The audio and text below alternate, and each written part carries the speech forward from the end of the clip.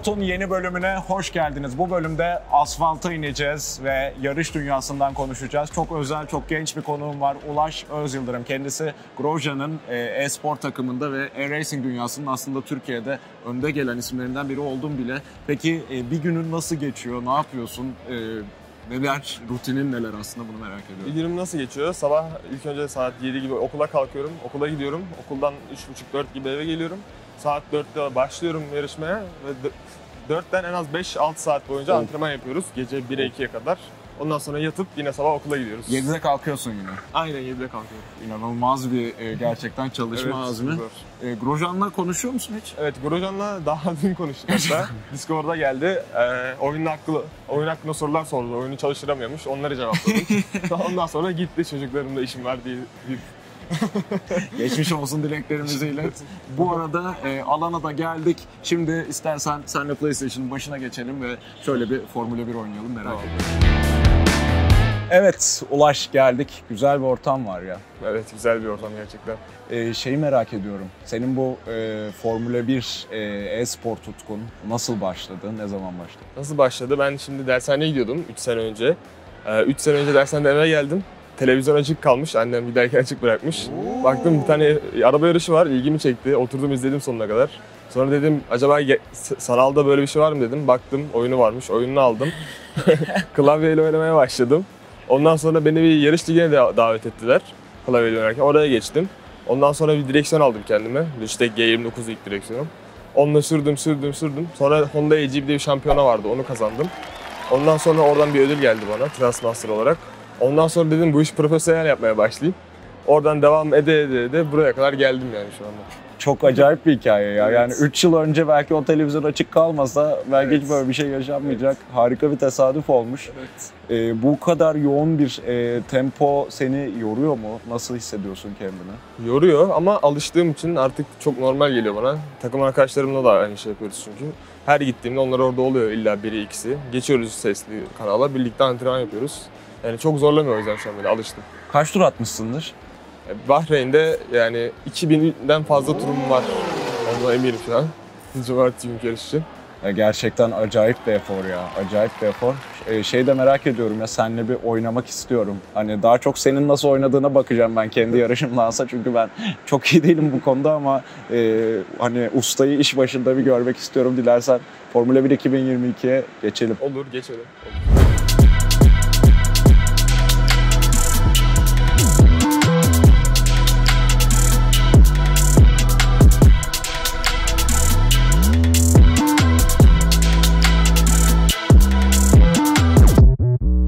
Ve şimdi F1 2022 oynama zamanı. Bu konuda ülkenin en iyilerinden biri var yanımda.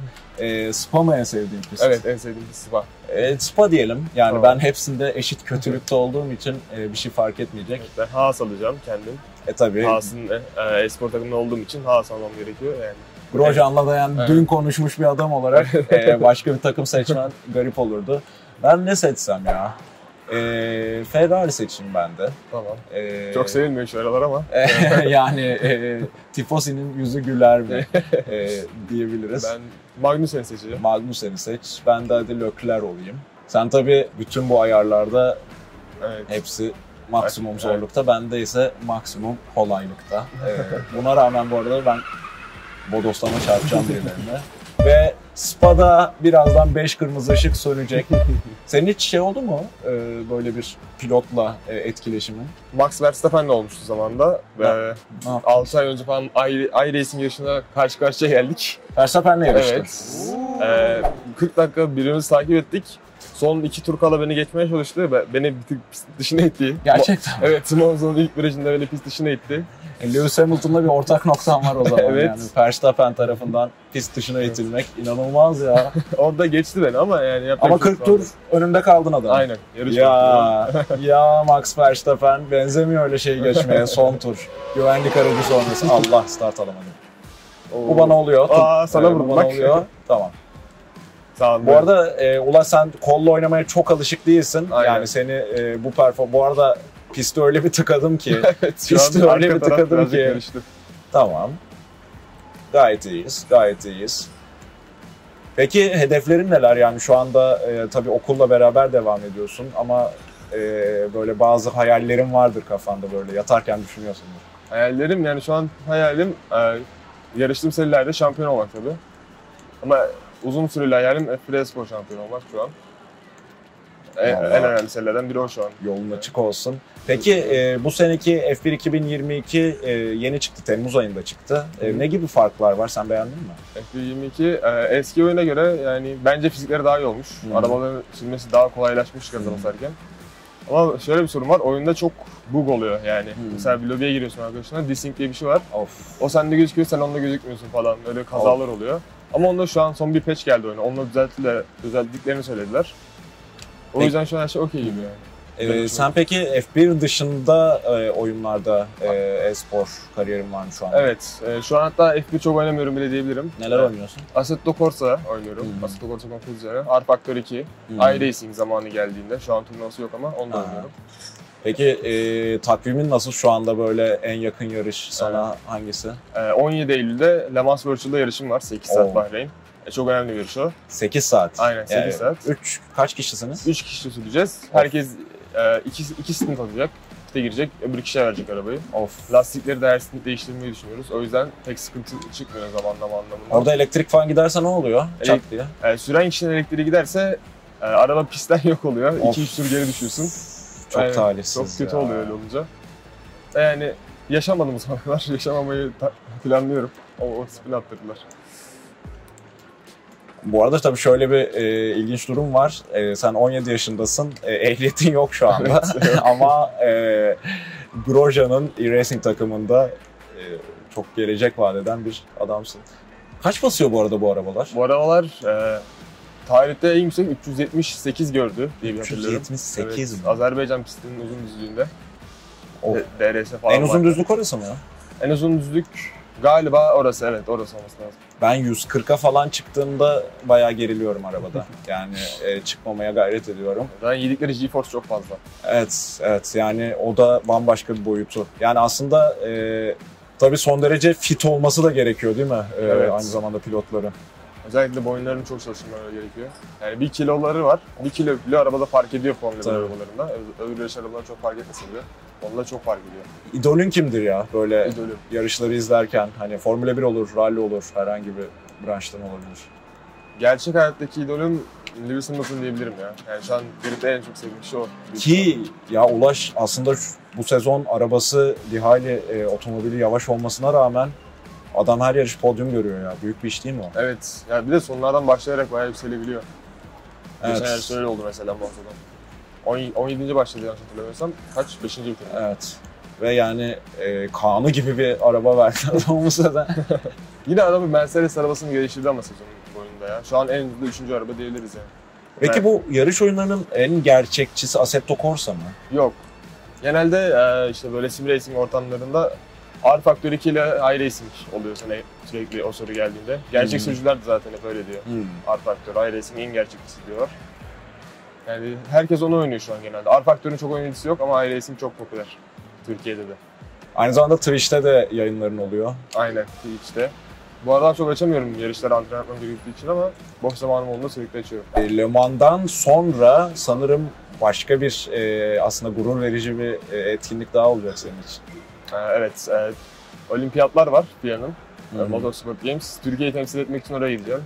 24 Ekim ile 30 Ekim arasında. Neredeydi? Paul Ricard pistinde, Fransa Marsilya'da. Harika. Takip edeceğiz. Bayrakları asacağız. Biz de bayrakla gideceğiz zaten. Ulaş'ın yarışı var. Tabii bu video yayınlandığında o yarış yapılmış olabilir. Şimdiden başarılar dileyelim ben. Gelecekten gelen ben olarak sana böyle bir zaman karmaşası Back to the Future yaşadık. Evet, biraz öyle oldu. Sen bu arada manuel oynuyorsun değil mi? Vites falan evet. Tabii ki. Hatta şey dedim bana, ben otomatik oynayamam dedim. Çok garip geliyor. Artık böyle vites zamanlamalarını omurilikten mi yapıyorsun? Yani tık tık tık tık tık tık. Şu an ses olmadığı için biraz kafadan yapıyorum da. Motor sesi mi önemli? Motor sesi çok önemli. Öyle bir yaygın şey var ya, Schumacher işte motorda en ufak bir sorunu sesinden anlarmış falan. Şehir efsanesi. Evet, evet.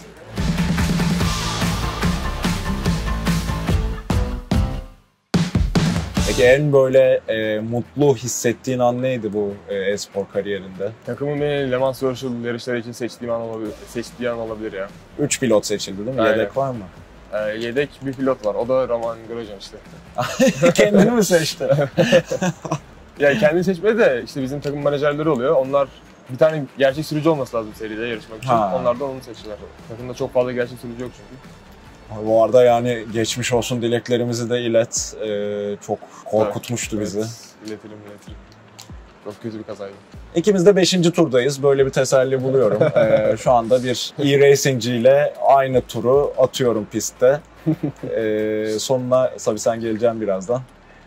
Vay be, Verstappen'i 40 tur arkanda, 40 dakika arkanda tutmayı başardın.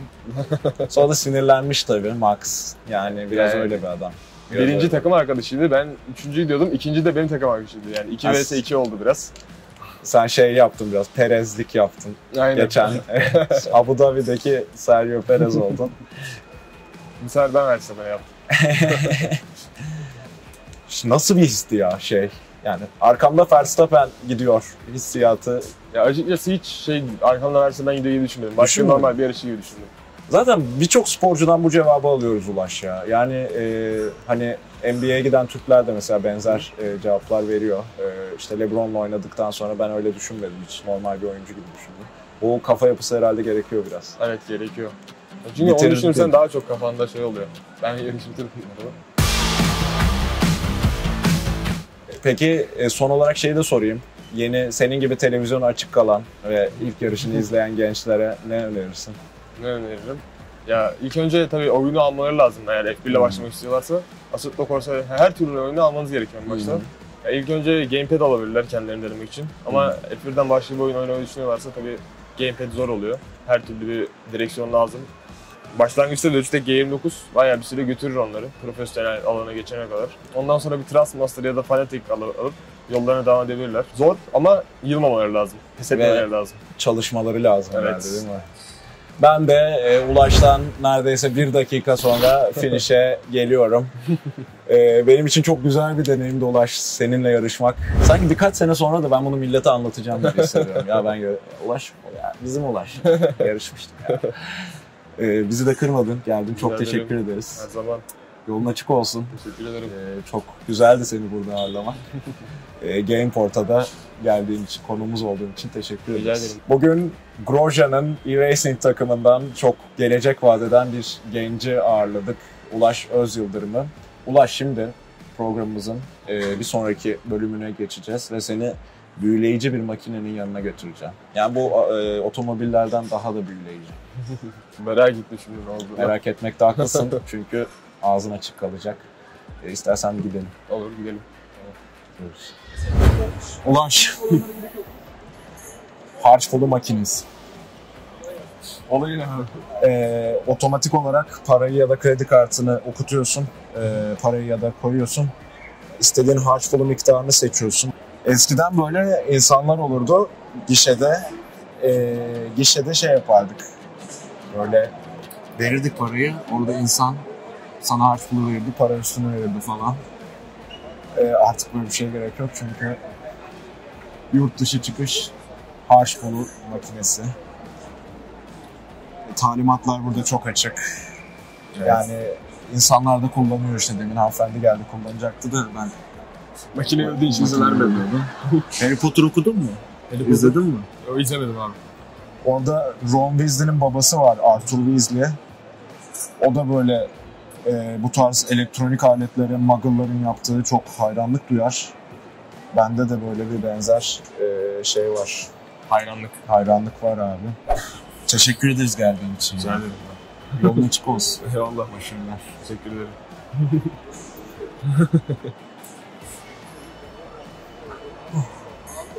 Gameport'ta bir bölümün daha sonuna geldik. Keyifli bir bölüm oldu. Ulaş Özyıldırım'la e-racing dünyasını konuştuk. Sizlere yine sürpriz bir hediyemiz olacak. Bunun için YouTube'da IGA İstanbul Airport TV, Instagram'da IGA Airport hesaplarını takip edin. Videoları, sürprizleri kaçırmayın. Bir sonraki bölümde de görüşmek üzere.